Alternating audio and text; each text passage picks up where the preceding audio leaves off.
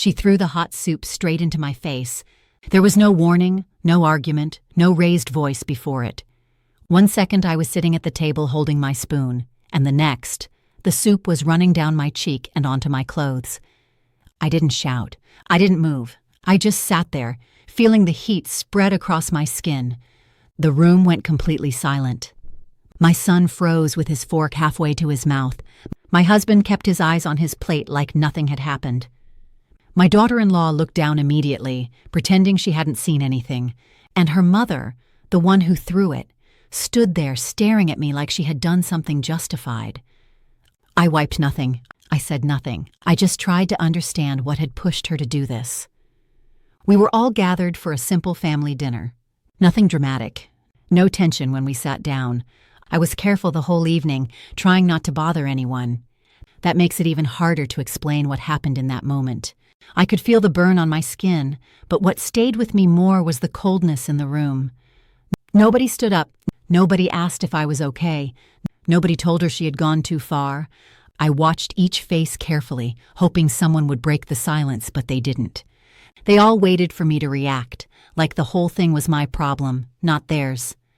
I never imagined I would be treated this way in my own home. I never thought my son would sit there and not say a single word. I never expected my husband to act like he didn't see anything. It felt like everyone had agreed to leave me alone in that moment. I kept sitting there, letting the reality settle.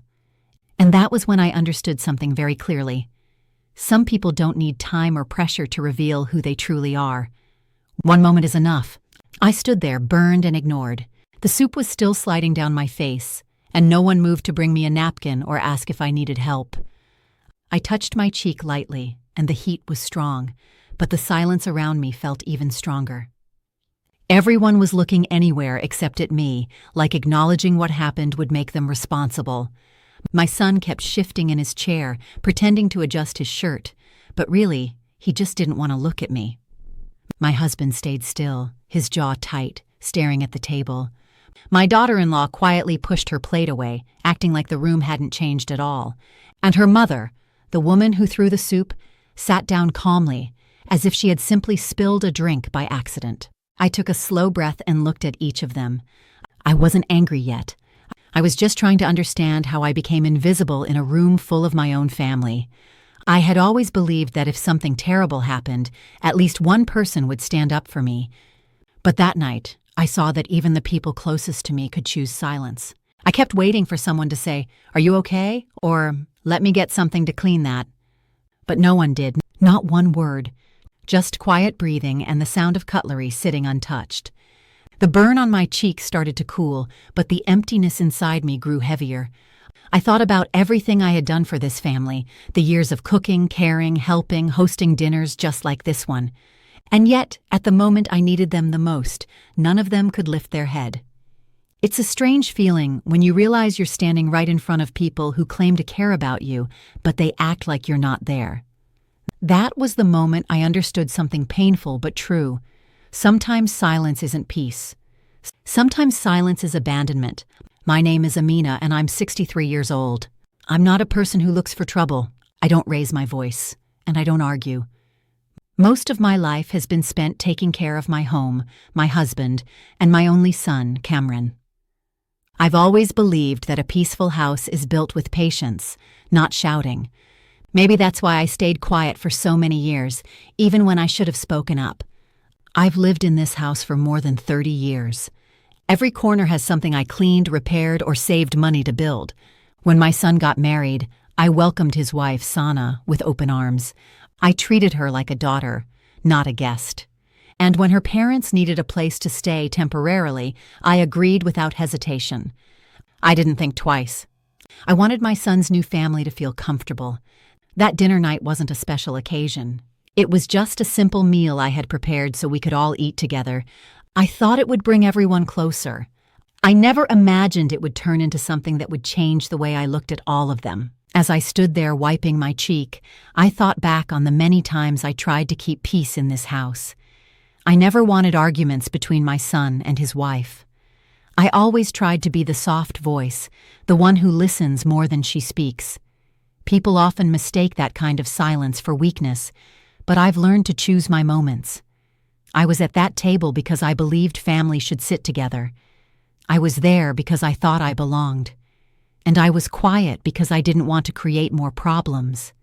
But as I stood in that room, ignored and unwanted after what was done to me, I realized something very simple. People only stay quiet for so long. There is always a reason behind someone's silence, and sooner or later, that silence ends. The morning light spilled into the kitchen like it always had, soft and harmless, but nothing felt familiar anymore. I stood by the counter, pretending to rinse a cup I didn't need to wash, just to steady my hands. My son walked in, the same boy whose scraped knees I once cleaned, whose nightmares I used to chase away with lullabies. But today, he didn't even look at me. He moved around the kitchen with a quiet casualness, the kind people use when they're trying too hard to act normal. His eyes flicked everywhere, the fridge, the window, the floor, anywhere but my face. For a moment I wondered if he could feel my stare pressing against his back, begging him to turn, to say something. Anything. He didn't. He hummed under his breath, acting like the previous night hadn't happened, like he hadn't raised his voice, like he hadn't let someone else speak to me in a tone he never would have allowed years ago. He opened the cabinet, grabbed a mug, poured his tea. All mechanical, all rehearsed. I swallowed the lump in my throat. "Tea is hot," I said softly, the closest thing to a peace offering I could manage. He paused, just for a second, but instead of answering, he simply nodded. A small, polite gesture you give to a stranger holding the elevator door. Not to your mother. That tiny nod cut deeper than any argument could. Something inside me sank, not dramatically, not loudly, but quietly, the way a fragile thing breaks in the dark where no one sees it. I realized then it's not always the shouting that hurts. Sometimes it's the silence. Sometimes it's the way someone you raised with your whole heart suddenly treats you like a guest in your own home. And sometimes the deepest wounds are made without a single word. The dining room was still echoing with the last fragments of what had happened. The raised voices, the dismissive gestures, the way I had been spoken to as if I were an inconvenience in my own home. But now everything was quiet, unnervingly quiet, the kind of silence that makes every breath feel too loud. Plates sat untouched. A chair was still slightly pushed back as if waiting for someone to return to it. But I didn't.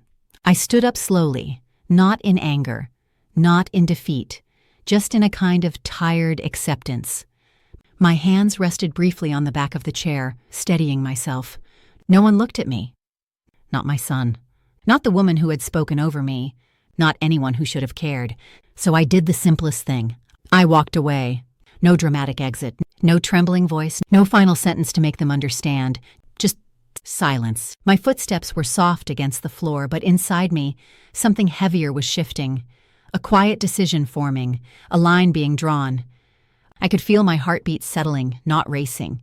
There was dignity in that. A calmness, a strange kind of strength that didn't need to be loud to be real.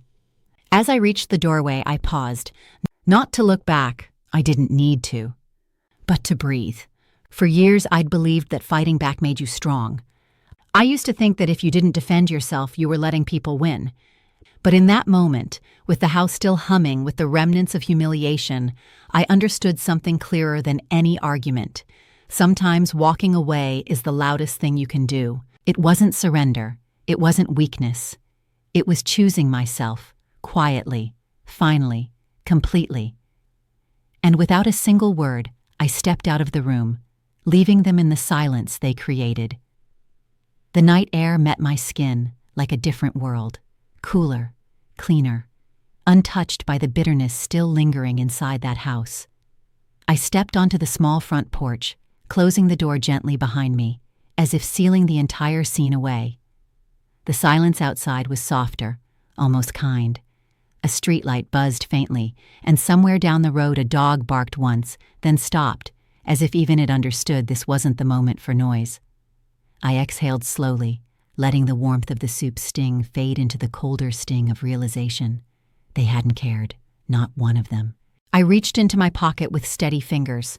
My hands weren't shaking, Not from the burn on my cheek, not from the humiliation, not from the loneliness pressing itself against my ribs. If anything, I felt clearer than I had in years. There are moments in life when you shout, and there are moments when shouting is useless, so I chose something quieter. I dialed a number I hadn't used in months, maybe longer, not because the person was far from me, but because I had been holding on to hope that I wouldn't need them again, that my family would someday see me, hear me, treat me as more than a shadow in their home. The phone rang once, twice. With each ring, the weight in my chest settled into something firm, almost cold, but not cruel. Just resolved. When the call finally connected, I didn't raise my voice. I didn't cry. I didn't explain what had happened in the dining room. I didn't need to. I simply said, "Can you come? It's time." And the voice on the other side answered with a calm I had forgotten existed in my life. Of course. I stood there beneath the dim porch light, the night wrapping itself around me like a quiet witness, knowing one truth. Not every reaction needs to be loud. Some are just decisive. When they stepped out of the car, I stood up slowly. I explained what happened in a plain voice, nothing extra, nothing emotional. I told them this was my home. My name was on every document. I told them who lived inside and that I needed them removed until further notice. I didn't raise my voice. I didn't try to defend myself. I simply told them the truth. They listened calmly, asked a few questions, and then walked toward the front door. From where I stood, I could see the lights inside come on. I couldn't hear every word, but I saw the expressions. First confusion, then irritation, then the slow realization that this wasn't a joke, and it wasn't something they could talk their way out of. My son came to the doorway, looking unsure. My daughter-in-law stood behind him with crossed arms. Her mother, the woman who threw soup on me, didn't come forward at all. She stayed in the back, pretending she wasn't involved. The officers spoke clearly. They had to leave the house for the night. They could come back for their belongings with supervision. There would be no arguments, no resistance, and no discussion. There was no shouting, no drama, no scene. Just a quiet moment where everyone finally understood a boundary they never expected I would enforce. My son didn't look at me. My daughter-in-law shook her head but said nothing. Her mother walked out with her eyes down. I didn't feel triumph. I didn't feel revenge. I just felt a simple truth settle inside me. Respect has limits, and I had reached mine. They stepped outside, and the officers guided them away. And for the first time that night, the house felt like mine again. When the officers asked them to step outside, my daughter-in-law finally broke. She came toward me with tears running down her face, talking fast, saying she didn't mean for things to go this far. She kept saying she was sorry, that it all happened too quickly, that she never wanted trouble in the house. But her mother stood behind her with a straight face, arms folded, acting like she had nothing to do with any of it. She didn't look at me. She didn't acknowledge the soup. She didn't acknowledge what she did or how she behaved in someone else's home. She just stared at the officers like she was waiting for them to change their minds. My daughter-in-law grabbed my hand for a second. She said she didn't want to leave the house. She said everything could be talked through. She said she was scared of what people would say. Her voice was shaking and she kept wiping her face, but she wasn't pleading for me. She was pleading for her comfort. Her mother, though, she didn't move. She didn't soften. She didn't show even a small sign of regret. She acted like this decision was beneath her, like she was still in control, like she still believed she could talk down to me the way she did at the dinner table. The officers asked them to start moving toward the car. My daughter-in-law hesitated. Her mother didn't. She walked first, chin high, as if she was being inconvenienced by all of this. Not once did she acknowledge her behavior. Not once did she apologize. Not once did she even blink in my direction. Watching them side by side told me everything I needed to know. One was scared because she finally saw consequences. The other was calm because she never believed consequences would reach her. I didn't say anything to either of them. I didn't argue. I didn't explain myself. I just stepped back and let the officers do their job. And in that moment, I understood something clearly. Arrogance ends only when it hits a wall. And tonight, the wall was me. I stood on the porch while the officers continued their work. I didn't move closer. I didn't step in. I didn't say a word. I just watched everything from a small distance, the same way someone watches a moment they never expected to be part of. My son walked out last. He didn't look angry or confused. He just looked tired. He didn't ask me to stop the officers. He didn't ask me to reconsider. He didn't say, "Mom, let's fix this." He simply picked up his jacket, put it on, and stood beside his wife without lifting his eyes to mine. I didn't call out to him. I didn't ask for an explanation. I didn't try to make him stay. The officers were calm the whole time. They explained the rules again, step by step. They said they could return tomorrow to help with the rest of the belongings. They asked if there was anything they needed to check before leaving the property. I answered politely, "Nothing more." My daughter-in-law wiped her face again. She looked at me as if she wanted me to suddenly change my mind, but she didn't say anything. Her mother didn't look at me at all. She stood beside the gate with her chin raised, pretending the situation was beneath her. And through all of it, I stayed where I was. I didn't interfere. I didn't defend myself. I didn't point fingers. I didn't lecture anyone. I just let the moment speak for itself. In the past, I would have tried to smooth everything over. I would have tried to keep peace in the family. I would have tried to fix what wasn't my fault. But that night, something was different. I knew that stepping aside and letting the truth unfold was enough. Sometimes you don't need to argue. You don't need to explain. You don't need to prove anything. You just need to let people face the consequences of their own choices. And that's exactly what I did. I watched, quietly, steadily. And for once, I let things happen without protecting anyone from the outcome. They were almost at the car when my son finally turned back. For a moment, he just stood there, like he wasn't sure if he should come toward me or keep walking. Then he took a slow step, then another, until he stopped a few feet away. He kept his eyes down. When he talked, his voice was low. "Mom, I'm sorry," he said. Just those words. Nothing more. I didn't answer right away. I wasn't trying to punish him. I just needed to understand what he was apologizing for. The soup, the silence, the way he looked at the table instead of at me, or the years of letting other people lead him away from his own family. He swallowed hard. "I should have stopped it," he said. "I should have said something." I nodded once. Not to forgive him, not to agree, just to show I heard him. He wiped his mouth with the back of his hand. It was something he used to do when he was a child after being caught doing something wrong. Seeing that small habit return made something inside me twist a little. He wasn't a boy anymore, but in that moment, he looked lost in the same way. "I didn't think it would go this far," he said. "I thought she would calm down. I thought everyone would forget about it tomorrow." He didn't mention that I was the one who was burned. He didn't mention how he sat still while it happened. He didn't mention that I walked outside alone. He only talked about the situation, not the hurt. I realized something then. He wasn't apologizing because he understood the pain. He was apologizing because he finally saw the consequences landing on him. And that's when it became clear to me that this apology, though soft and sincere in its own way, came too late. I didn't argue with him. I didn't tell him what he should have done. I didn't raise my voice.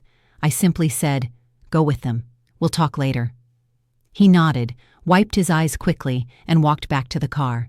And for the first time, I saw him clearly, not as my little boy, but as a grown man who waited for the damage to reach him before opening his mouth. After everyone left, the house felt unusually quiet. I went to the bathroom and looked at myself in the mirror for the first time since the soup was thrown at me. The skin on my cheek was red and sensitive, but it wasn't as bad as it could have been. I washed it gently with cool water and applied the cream the doctor had once given me for small burns in the kitchen. The sting slowly faded. The mark on my face would heal in a few days. That part didn't worry me. What bothered me was the emptiness I felt while standing there. It wasn't fear or shock anymore. It was something deeper, the realization that the pain I carried inside had nothing to do with hot soup. It came from the silence at that table. It came from watching the people I loved pretend they saw nothing. It came from knowing I had raised a son who stayed still while someone else hurt his mother. I finished treating the burn, cleaned up the counter, and walked to my bedroom. I sat down on the edge of the bed, still fully dressed, and let myself breathe slowly. For the first time that night, I allowed myself to feel tired, not from the situation, but from years of holding everything together while everyone else assumed I could handle anything. My cheek felt warm but manageable. The pain was soft, nothing compared to what it had been earlier. I touched it lightly and knew it would fade soon. Skin closes, marks disappear, time takes care of that. But the hurt behind it, that stays longer. It stays in the memory of who defended you and who didn't. It stays in the memory of who stood up and who stayed quiet. It stays in the understanding that your place in the family is not always what you imagined. The burn on my face was healing, but something inside me had changed, and I knew that part would take much longer to recover. I lay back on the bed and stared at the ceiling for a long time. My cheek was still warm, but the real pain came from the memories running through my mind. I didn't plan to think about the past, but it came on its own. It always does when something breaks in a family. I thought about raising him alone during the years my husband worked night shifts. I remembered the mornings I walked him to school, even when I was sick. I remembered helping him with homework, staying up when he had fevers, and pretending I wasn't tired even when I could barely stand. I remembered selling my jewelry once so he could join a college trip because he didn't want to be the only student who stayed behind. I thought about the first time he brought my daughter-in-law home. I welcomed her with open arms. I tried my best to make her feel comfortable. I gave them the upstairs rooms and took the smaller one downstairs so they would have space. I cooked for them, cleaned around them, and made sure they never felt like guests. When they got married, I helped with the expenses. I didn't ask for anything in return. I only wanted peace in the family. When they had arguments, I stayed neutral.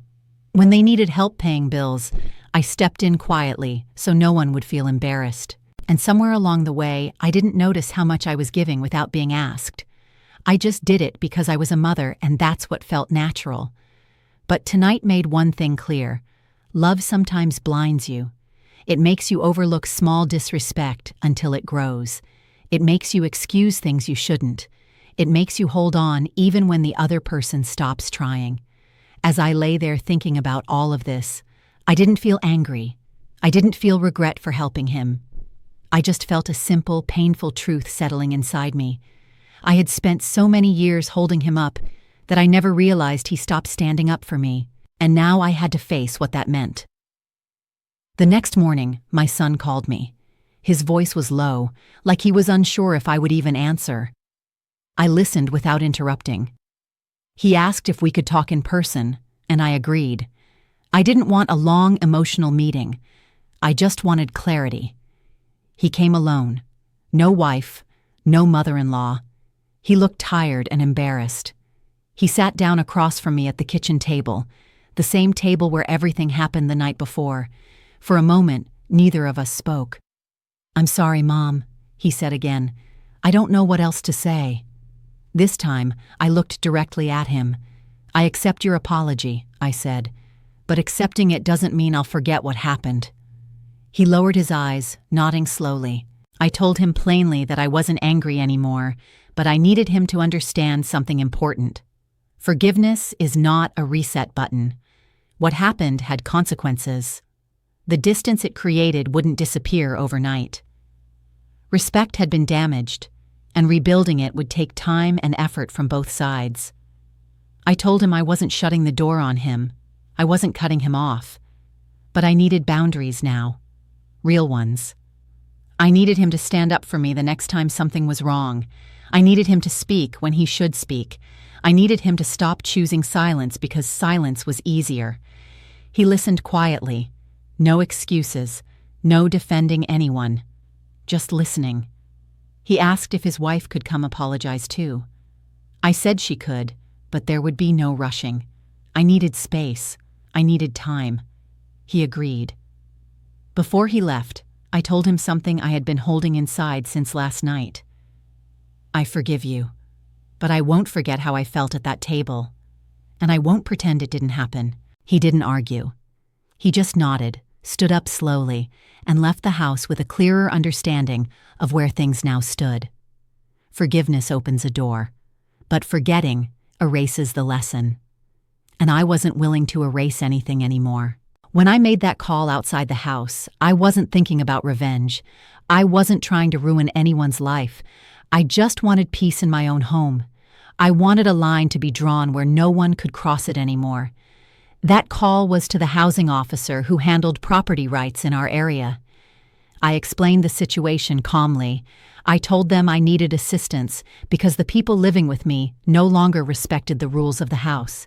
They checked everything, confirmed I had the full ownership, and told me what the process would look like. They handled the steps. I didn't push anything. I just followed what they told me to do. And that was it. Nothing dramatic, nothing loud, just a simple decision to protect my own space. After they left that night, the silence in the house felt different. It wasn't the silence of being ignored. It was the silence of having control back. I slept better than I expected, not because I wasn't hurt, but because I knew I had done the right thing for myself. In the days that followed, things settled slowly. My son called more often. He checked on me. He apologized again, but this time his voice carried more understanding. My daughter-in-law sent a long message asking for a chance to speak. I didn't rush. I told them both that healing takes time and respect needs to be rebuilt piece by piece. I also realized something important. I had spent years trying to keep everyone comfortable in my home except myself. That one call reminded me I could protect my own peace without shouting, without fighting, without losing control. Standing up for yourself doesn't always look big. Sometimes it's just a quiet step you take after a long day of holding everything in. And for me, that step changed the direction of my life. It reminded me that being calm doesn't mean being weak. It reminded me that love doesn't require enduring disrespect. And most of all, it reminded me that my home and my dignity were worth defending.